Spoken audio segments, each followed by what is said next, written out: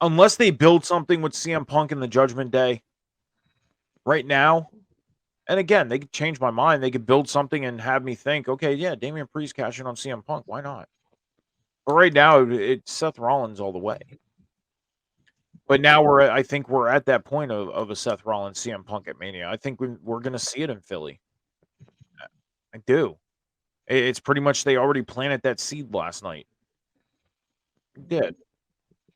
But Damian Priest and that's the other thing. That if I would have to say one bad thing about the Punk thing coming back is it is somewhat of an overshadow of Damian Priest being Money in the Bank briefcase holder.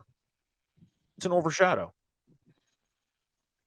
Because you have a star in Damian Priest. Damian Priest is a star. And he did that on his own. Because if we go back to the start of the Judgment Day, you go into that 1 year mark of the Judgment Day, and he's like the only one where that group was not helping him. And then he pretty much got that to his point after got it there by himself after his match with Bad Bunny. So, you know, like I said, if they would build something with CM Punk in the Judgment Day, then yes. But right now, I would love to see it. I would love to see it on Seth. Got a couple comments here. Shadow came in today. CM Punk, CM Punk, CM Punk. We love it. The alpha male CM Punk is back home. Damn. I mean, he's made 2 returns in WWE and 2 returns in AEW. So, oh no, 1 return in AEW because he showed up in AEW 2 years ago, and then he made his return after his injury / suspension. So 1 return. He has 2 returns in WWE. He returned for that show that they had over on FS. Came in for like 3 episodes and then left. I just want to say that Jack Perry is my new favorite wrestler. I do have a question for you guys at the end of the show. And it is I know we are doing a Survivor Series WWE pack show here tonight, but I do have an AEW question for you guys at the end of the show. And it's a pretty obvious question, but we're not going to do it now. We'll get to it at the end of the show. Because let's just put it this way. I've been asking people this question all week. And we got a comment here. Hold on. Give me CM Punk versus Randy at Mania. I'm for it. Yeah, if Randy's gonna win. I'm for it. You said if Randy's going to win? Yep. The nice thing about that match, in my eyes, is it would be an unpredictable match. Yeah, but isn't CM Punk's whole thing? Oh, I want to main event WrestleMania. And they could main event WrestleMania. They can main event night number 1 without a title. Yeah, we've seen. They like to have their titles on the line when they main event WrestleMania. Shadow asks, how can you not love Money Draw Punk bring back to WWE? This era of WWE is hotter than the Attitude Era. I'll say this. Shadow, I agree with you to an extent that it's hotter than the Attitude Era. I think because today's WWE fits with how things are. We are in the age of the social media. We see stories being built through social media.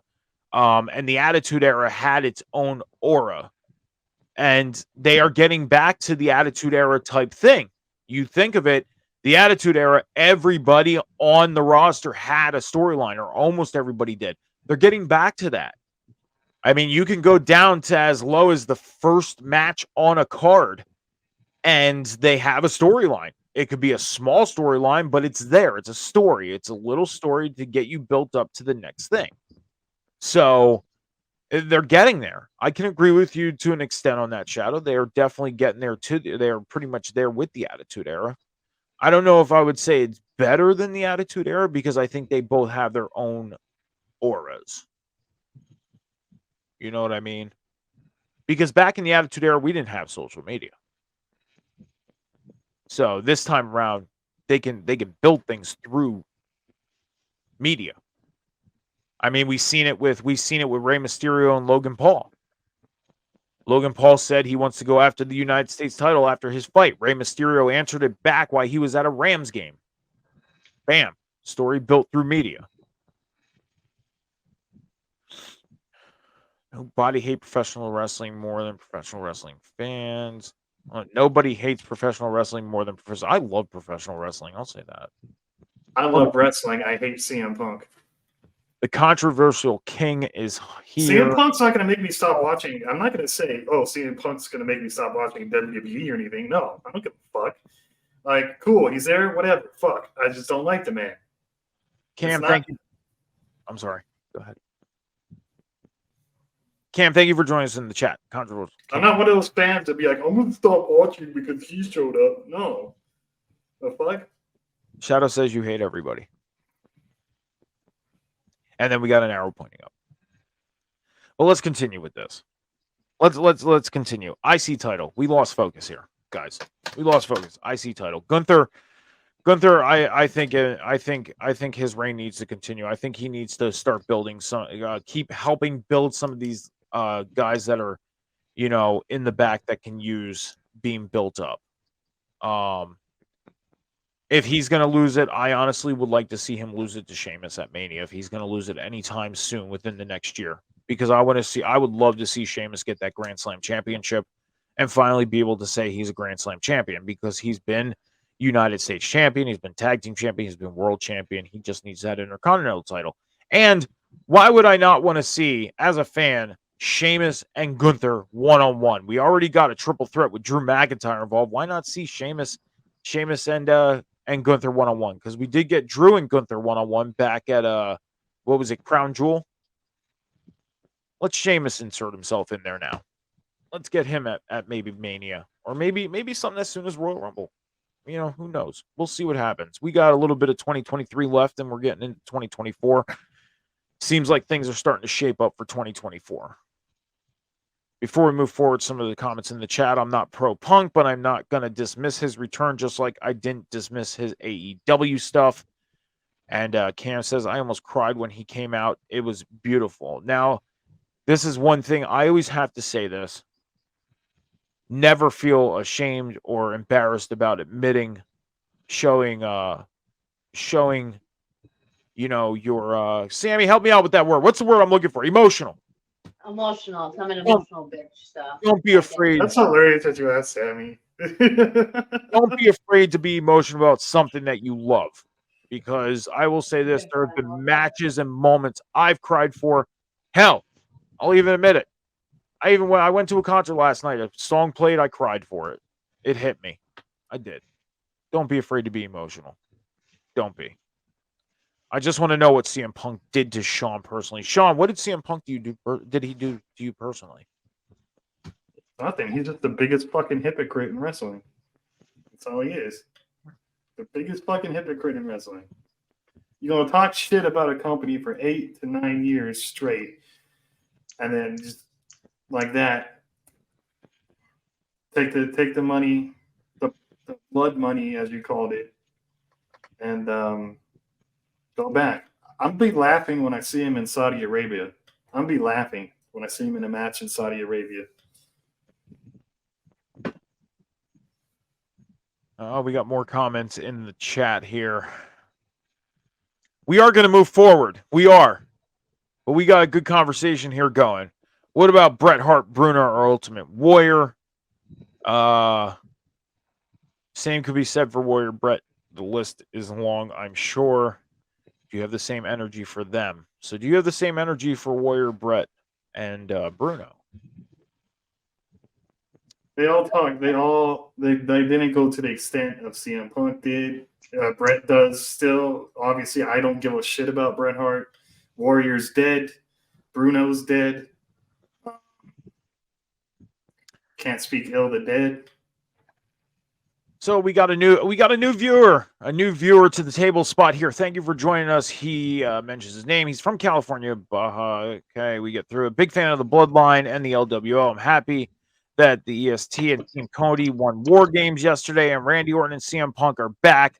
WWE War Games in Chicago last night. Yes, that is the stuff that we are talking about here tonight. Thank you for coming in and joining us here on the Table Spot on Rivet City Radio's Twitch and Off the Top Media's YouTube channel. Just a reminder for everybody, head over to Rivet City Radio's Twitch and YouTube channel, and also Off the Top Media's Twitch and YouTube channel. Hit that follow button, turn your notifications on, check out all the great content going on both networks. Also, go over to the social media pages, hit the follow button, because announcements get made for shows and a lot of other events and things going on, not only for the networks, but for all the hosts like Sean, Sammy, myself, Shadow, Scowls, the Will Gray, and everybody else who is on the network. Cam has an awesome thing that he does on his TikTok called Cam's Corner. I love the videos he puts up for Cam's Corner. Amazing. So make sure to head over there and check out everybody's social media as well. Hit that follow button. Check everything out. Cam says he thinks you're taking things too personally, Sean. I'm sorry, Sammy. What was that? You had to put up with Shadow just wrote. Everybody's a fan of Thunder Rosa. Who cares? Is it supposed to sway my opinion? So our new viewer says he's also a big fan of El Hijo Vikingo. My Kingo is a great wrestler out of Mexico. Shadow says, Sean, Punk's a huge fan of Thunder Rosa. This is a really good conversation. It is an amazing conversation, guys. We appreciate you guys coming into the chat tonight. This is amazing. It is. I tried to do a story about Noe family. That is awesome. And I just think it's comical. Okay, no, it is. We're having a great time here tonight. It is. And guys, we're already through the first hour of the Table Spot. We got one more hour to go. We got 2 more matches to go through. Oh, jeez. Whew. Let's move forward. Women's World Championship match. Rhea Ripley defended her championship against Zoe Stark. Now, this is somewhat of an obvious. Kind of knew who's going to win this match. Any Rhea Ripley match nowadays, we kind of have the feeling we know who's going to win this match, but still entertaining.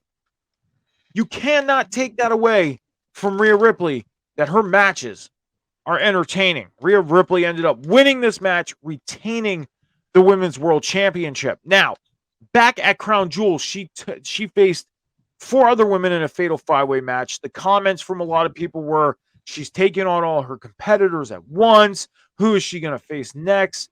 But the thing is she can take these women on one-on-one now. She faced all 4 of them. Now she faced Zoe Stark. Who could be next? But before we get to the who could be next part, guys, your thoughts on this match and your grade? Sammy, let's go with you first. That was fantastic. I thought Zoe actually she showed up. I knew Mommy was gonna win because it's not her time to, because if Judgment Day was gonna lose the War Games, she had to win her match because they wouldn't want them both losing in the same night. I feel like so. But Zoe, if she has a little bit more time in being called up from not AEW, oh my god, from NXT, give her another good year, and I feel like she'll be champion soon because she really impressed me, and she gave Mommy a run for her money. And I gave that match, I think I said at 3.5. All righty. Awesome. Sean, your thoughts on the Women's World Championship match? To be honest, I thought it was boring. I thought it was boring, to be honest. I didn't pay attention to most of the match. And to answer your question about who's next, no pun intended. But I don't know. Who's left is the question. Who's fucking left? Like, Riz run through the whole fucking division. I'm sorry, Sammy. I know he's at Shayna, but Shayna's done, over with, washed, I don't think boring. So. Like I said, she had that match at Crown Jewel. She faced the other 4 women. Now she's going to the part where she's taking them all on one-on-one, and Zoe Starks was her first opponent. She still has Shayna. She still has Nia. She still has Raquel. And she still has She's beaten them all, though. But she could still face them again. That's the thing. She could still face them again. I mean, might as well call up someone like Roxanne or Cora Jade or something like that. Someone fresh from NXT. Someone I don't know, have Lyra Valkyria drop the title, bring her someone like We have had Shayna and Rhea gone one-on-one, Rhea and just Shayna that one match. took each other on one-on-one in NXT for the NXT Championship. Rhea Ripley actually won the NXT title a couple weeks before the pandemic, and that led her into going to WrestleMania to take on Charlotte, and she lost the NXT title to Charlotte at Pandemic Mania 36. So yes, I didn't. When did I say I didn't like Rhea? I don't care for Rhea, but I didn't say it. Didn't nowhere said didn't like Rhea anywhere. I said who's left? Who's left for Rhea? She's beaten everybody. But the thing is she's now going into that rotation where she can face these women one-on-one. Even though she's faced them before and beaten them before, they're kind of just doing the whole rotation thing right now until we get to Rumble. Now, you got to think we're 9 weeks away from Rumble. So she defends her championship at least twice before we get to the Rumble. She can take on Nia Jax on a Monday Night Raw. She can take on Raquel, unless Raquel she's not injured. No, Right? Raquel's just irrelevant. But that's what I mean. She can take on Raquel and face her for the championship on a Raw before, Royal Rumble. And then she can face, somebody at Rumble and maybe lead to one of those women winning the Rumble to take on Rhea. And it seems like if they would get Shayna back to the point she was at when she took on Becky, we can get Rhea. Well, that's where they're leading to is Becky ultimately, but in between that time, maybe throw some fresh faces in there. Throw fucking you got what's her name, Candice LeRae. You got Indy Hartwell. You can break up fucking Viper and Chelsea. Have Chelsea or Piper go. You have these women that are in the tag team division that are getting tag team spots, but can also pull against Rhea. You got fucking Ivy Nile. You got Maxine Dupree. That's been impressive lately. You got these fresh faces, and then you're keeping Rhea's pool that small, where that she's beaten everybody in that pool of people, just like on SmackDown with the women's division, the same faces in that pool of the women's or women's WWE Championship, whatever the fuck. So I'm just saying that there's a wide variety other than those same women in the women's division. And there is. And there's still NXT that you can call up and have it even more fresh. There are many women, but I think what they're trying to do too is, even though Rhea has beaten these women time and time again, they're probably not trying to have Rhea run through everybody like she did with them, because if she runs through everybody, then it's not going to be believable of her facing new people. You know what I mean? So have her face the same people over and over again, for even though we've seen it, and then build up to the point where she faces somebody new, and that somebody new that comes along can show that they have an opportunity, they have a chance of winning. If they have her face new people all the time with this championship reign, because we don't know how long her championship reign is going to be. She's been champion since WrestleMania. So she's going on to the 1 year mark. So you don't want to have her go in and beat the new women only to make them feel like, she already beat this one, so you know what, she's going to win this one again. And then face somebody new. She beat this one too. She's going to beat him again. You know what I mean? So it seems like they're doing the rotation thing of her facing the same women now until they get to that point of bringing new people into the fold. And I think, and I honestly, I agree with Sammy. Sammy, you said it's a build up to her and Shayna Baszler. I agree with that. I would like to see Shayna Baszler. If Shayna Baszler doesn't win Royal Rumble, which right now I wouldn't believe it would happen, if they can build her to make it believable, then awesome. Shayna can win the Rumble, take on Rhea at WrestleMania. Because I think if they get Shayna back to where she was when she took on Becky, as I dropped my pen, and when she took on Becky, if they can get her back to that badass level, they need to fix the fumble that they did with Shayna when she beat Ronda Rousey, took Ronda out of the company, and did jack shit with her afterwards. That's what I mean is if they can build her up again to get her to that level and keep it going, because yes, they lost the momentum after she beat Ronda. They got to keep the momentum going. They do.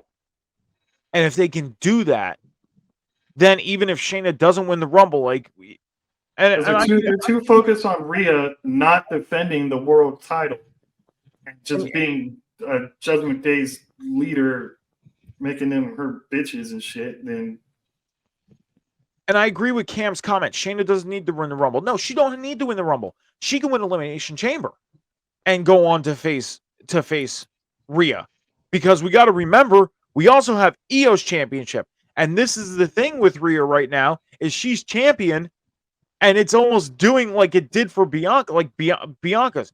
Sammy, I want to get your thought on this because we've talked about this time and time again. Real quick, your thoughts on how Bianca's reign was?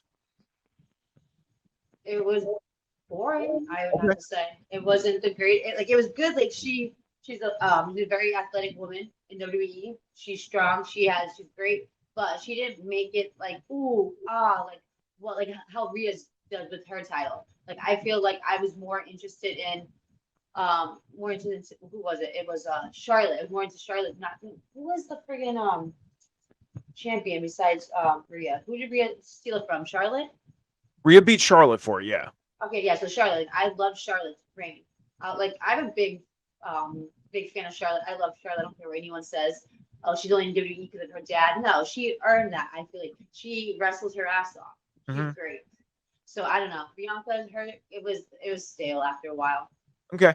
So how do you feel about Io's reign? It's boring. She needs to lose it. And that's the point.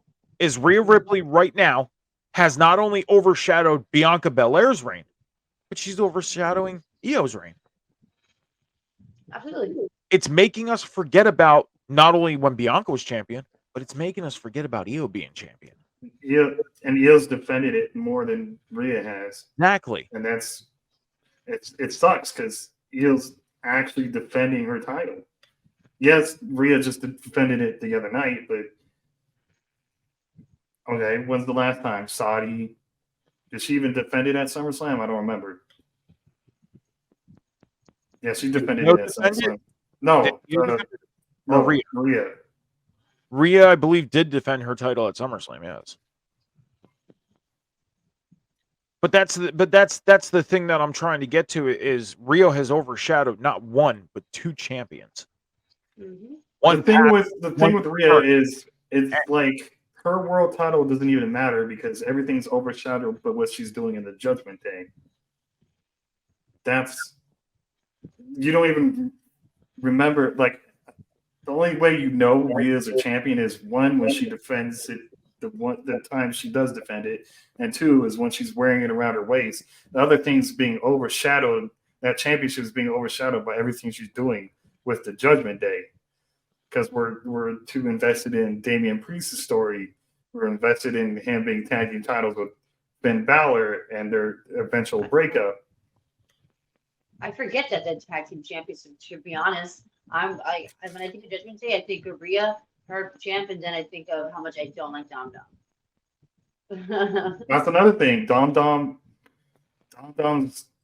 a big distraction to her reign as well because everybody hates the fuck out of Dom Dom. It's all Dom Dom and Mommy, and they don't talk about Dom Dom and the world champion Mommy. They just say, you know what I mean? Like, everything's being overshadowed by Judgment Day business. If she broke away from Judgment Day, maybe like the reign will get less. I don't know. I still think if she broke away and was on her own, I still think she would overshadow, and we would not even think about Io's championship because Rhea is too big of a star right now. And it's only the beneficial plus of the fact that she's a champion. So, of course, all eyes are going to be on Rhea Ripley. They're gonna. And I love Rhea Ripley. I can't say a bad thing about her. I love it. I love her being champion. I do. Does it suck that it's overshadowing the other championship? Yes, it does. It does. But at the same time, you guys know my viewpoint. I don't feel like we need 2 championships. I don't feel like we need 2 world championships. I don't feel like we need 2 tag team titles. I don't feel like we need 2. 1 world championship, 1 women's championship, 1 set of tag team titles, and that's that. That's my feeling. But I can't have any. I don't have any control. I don't have any control in anything there. So I go with the flow as a fan. Please let her fucking beat his ass. I go with the flow as a fan, and I Get just her ass, literally. I enjoy what I see on my screen. But back to it, get Shayna back up to that badass that she was back against Becky. Get her back to that badass that she was when she took out Ronda Rousey. Keep the momentum going. If you don't have her win the Rumble, have her win Elimination Chamber. Hell, have her do what she did at Chamber 2020. And I was there for that. I was in Philly at that event. She took out everybody one by one. Have her do that again. And go on to take on Rhea at WrestleMania. And if they keep the momentum going with her being a badass, I guarantee we would get a badass Rhea Ripley Shayna Baszler match. And it would get us to the point where it would not be predictable. Get us to that point where it would not be predictable. You wouldn't have someone like Gunther lose to Rhea Ripley. That's ridiculous. Maybe a Chad Gable or a fucking Ricochet, but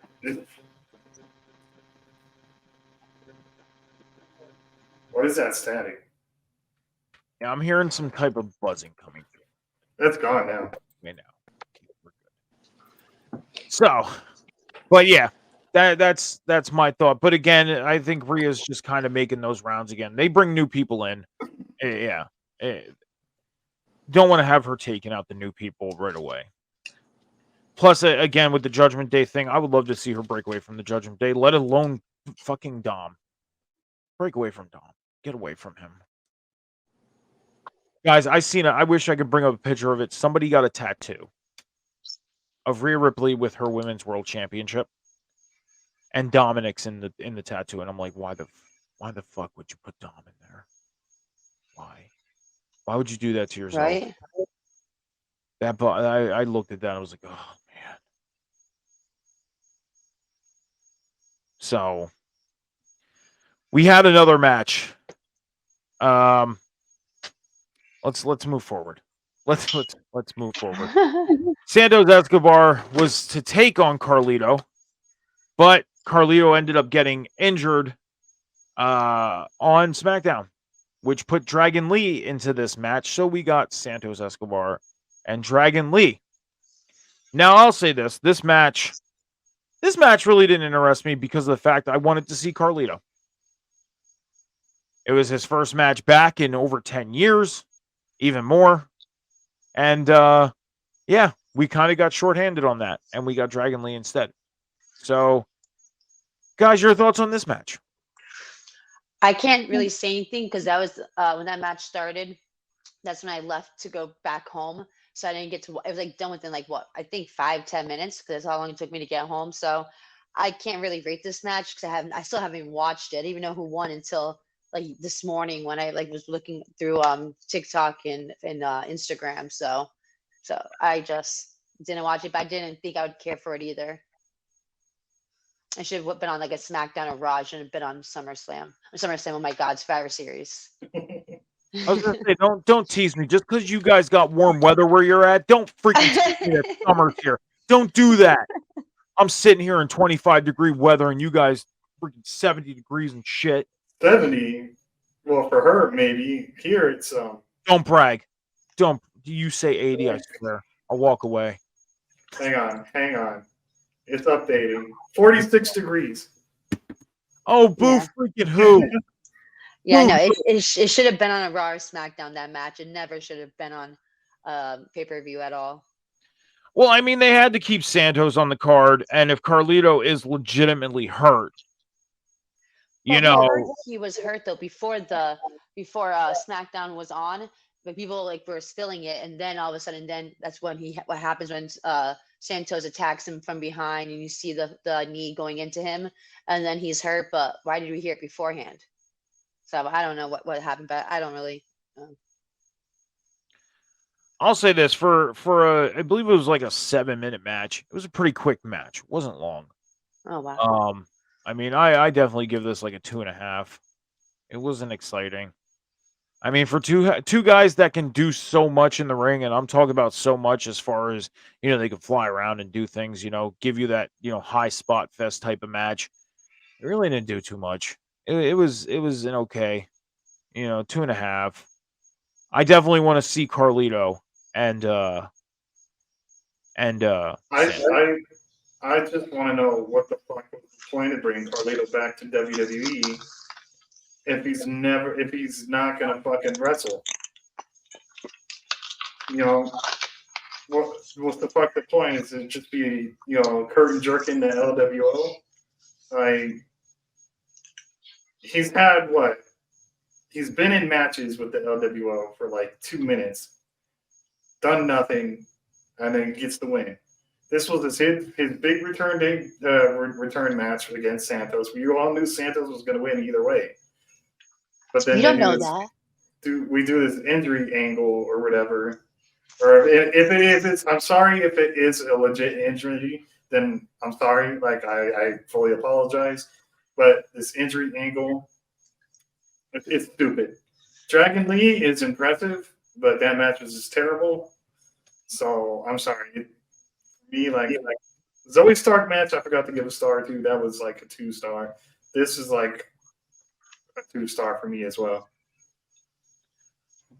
I mean, I get it that they kind of had to get to the point of getting Santos a win on a PLE to kind of up his stock a little bit to get him to face Rey Mysterio, because we're obviously going to get Santos and Rey somewhere down the road. It's going to happen. So this was kind of like, okay, we're getting Santos from A to B. Have him have this match. It doesn't need to be long. I really thought Humberto and Angel might have like came and joined Santos, but maybe down the road we'll get that. I mean, I could see it. I mean, because when Santos was in NXT, he had his own little faction, in a faction on the main roster. Now, I mean, if things don't pan out for him being on his own, then it's probably better to put him into the faction. But I think this is a test to have him on his own. I think that's what this is, a test to have him on his own, see how he does. I mean, he did get a good crowd reaction last night. I'll say that. He did get good crowd reaction. But I think this is the ultimate thing to see how he does on his own. Cam, what do you give it, Cam, in the comments and Scouse? Since you guys saying they're drinking the haterade, you guys give that match higher than a 2? Y'all really thought that match was more than a 2? I haven't seen it, so I can't rate it. I don't know. But I just want to know, what do you guys rate it, since you guys are talking a little smack over here there? What do you guys give it, a 2.5? I mean, if it's given a 2.5, then that's in the. I know. I know. That's getting to that point. So they would have to be in like at a 3. Yeah. And by all means, I'm not saying I hated the match. Yeah. I'm not saying it was a great match. It was good for what they did. Yeah. Especially when you said it was only 7 minutes, like that, like especially on a pay-per-view. Yeah. First off, I didn't say the match was trash. I said that it was good. It wasn't great. And I said it was bad, but I didn't say it was trash. And it's understandable that they had to get Santos from A to B by doing this match. So, because believe me, if I think a match is trash, I'm going to say it's trash. I'm just saying. I think that Lee got hurt right at the beginning of the match, and they had to cut it short. But that's the thing, is even if they cut it short, they still got to the point they needed to get to. And that was Santos getting a win at a pay-per-view, let alone one of the big four. That's huge. So they got to that point because we all know the ultimate point is to get him to Ray. So if Carlito is say Carlito's injury isn't as bad and he gets cleared in 2 weeks, well, then maybe we get Carlito and Santos at Rumble. Maybe they both get into the Rumble and we see a little thing go on inside the Rumble match between those two. Because me personally, I feel like we're going to get Santos and Ray at WrestleMania.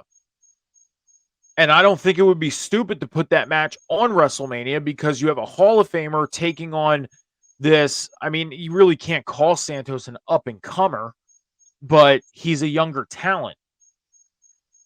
So this would be that would be a nice highlighted match for Santos. But they're getting to that point. Santos' match was a 2.5. Rhea's match 3.7.5. 3.7 out of 5 easily. That was a good match. So a 2. Yeah, so you're drinking the Same realm. Haterade too, Cam. Same realm. So where did you see that Lee got hurt? Because I'm looking right now online. I don't see anything saying that Dragon Lee got hurt. There's a possibility he got hurt at the beginning of the match. Okay, because I'm trying to look at it and I don't see anything. But it's time. Okay, because I like Dragon Lee. Dragon Lee is great. I saw him on NXT. I think it was last Tuesday. He was in a match, maybe. So you got a question. How is it hating, Sammy? Huh? I'm not saying you said that they're drinking the Haterade and you're like, yeah, you're laughing your ass up over here. You think it's funny. Well, that's what I'm trying to say, Cam. All right. I just said it was in the same realm as all of our grades. It was in the 2s. So it's easy messing with Cam. I love it. Now, Mike, it's time. It's the big moment. It's time. It's the men's War Games match. And we're going to start off with the woman whose man had returned. Sammy, the floor is yours. This is your moment. This has always been your moment. Oh, before we get there, couple highlighted moments in this match. We had first off, the match started out with Seth Rollins and Finn Balor. Awesome. A lot of highlights in this match. A lot of amazing moments in this match. Awesome moments. And it led up. It led up to a big, big moment. What I loved is throughout the whole match, Seth and Cody were bickering at each other. Seth was going through the match. He's like, is he coming? Is he coming? You said he's coming. I trusted you. He's coming. And then I'm going to let Sammy take the floor for Randy's return. I don't want to cry. Oh. It's okay, Sammy. I know. I'm just happy. I knew I was going to start crying when you guys talked about that too. I had a tissue ready and everything. No, I'm just happy. He looks good. He looks healthy. Like he looks fantastic at his age right now, and him having the surgery and being out for a year and a half. So I'm just happy he's finally back and he's better than ever. I'm just really happy. Like, I don't know. I'm gonna keep crying. I gotta stop. So what popped me was Rhea came out for the cash in, and I was like, "Oh shit, is Damian gonna cash in? That'd be fucking sick." And then you hear, "I hear voices in my head," and then Randy comes out looking all happy to be there. He's his face is in the camera, smiling. He's like, "I'm back." Like he's looking jacked than ever. I know we're kind of like going off the rails with this men's Money in the Bank match, but can we talk about that sick ass RKO to JD McDonough, where Sammy and Cody, right? Or Sammy and Seth were on the cage, and they threw JD McDonough to Randy Orton to hit that fucking RKO. at the end of the match. And I think that topped the Seth Rollins WrestleMania match where he reversed it into the RKO. I think that was the top RKO. Like, that was sick as fuck to me. And I'm biased. I was at that WrestleMania 31 when that RKO happened, but I don't know, man. One part we do need to talk about too is when Damian Priest and Drew McIntyre's time were to come out. Damian Priest stopped Drew, said, "Trust me." I can't. You know what I'm talking about, Mike, right? So a lot of the moments we got into this match, yes, the mega RKO to JD McDonough being thrown off the top of the cage. Awesome moments, especially between Randy Orton and Cody Rhodes. I will say this: you had that legacy feel at it for a moment there. The high-fiving in the ring, and the really awesome part too was the respect from Randy Orton. It was almost like, I wouldn't call it a passing of the torch moment, but it was almost like, you know what, kid, you take this one. Hitting that crossroads, getting the win for his team. It was an awesome moment. Awesome moment. We didn't have to see Randy win the match for them. Did not need to see it. It was awesome that he came back. A lot of amazing moments from Randy in this match. And Randy didn't have to do a lot either to make an impact. He protected himself with, just coming off of his injury, and he didn't have to do much. A double fusion back surgery for somebody that has had a back surgery already. I will say this. He took the time to get himself healthy, which is a very key thing when it comes to a back surgery. Because believe me, I didn't take the time that I needed to recover from mine. Hence the fact now I'm dealing with what I deal with. He looked very, very good, very, very healthy, very, very stocked up. Love, and I will say this, the man looks fucking good. Like, I think he's better now than before. Amazing looking man. Great shape. I will say that. Took the time that he needed. And it's great to have him back. Great to have him back. And I'm excited to see what we get moving forward from him. Oh, me too. I can't wait to see him interact with Jay on Monday. Just see if he fucks with Jay, and it's just to the point where, like, yeah, Randy forgives him, but he fucks with him first to scare him a little bit. That. I think he did that a little bit on the match too. But then when Jay saved him and did the kick, I forgot who he kicked. Who was it, Finn or Damien? When he was about to come after Randy, when Randy was taunting him. I think he kicked Finn. Yeah. I forgot who it was though. If it was, I think it would be like a moment between what Randy had with Riddle at first, where he fucked with Riddle, and then gotcha, and then Jay would just not be as fucking nervous. There's gonna be a brand new Randy though. It's gonna be something we haven't really seen before. I'll say this. I think if anything was going to happen between Randy and Jay, it was going to happen last night. Yeah. I don't think we're going to get anything moving forward from it. I don't think it's going to do anything, because if you think of it, they try and start something between Jay and Randy, then they better make it fucking good. Because I don't see anything. I honestly don't see them building anything big between Randy and Jay. Unless they make the decision to put together the bloodline in full force again. Yeah. And that could be the entry to it. Or B, we get a heel turn from Randy. That'd be the only way I see it working. Other than that, it's you're okay, kid. We're good. Let's shake hands. Let's move forward. Hey, Randy can even just RKO the hell out of him one time to be even, and then they're square.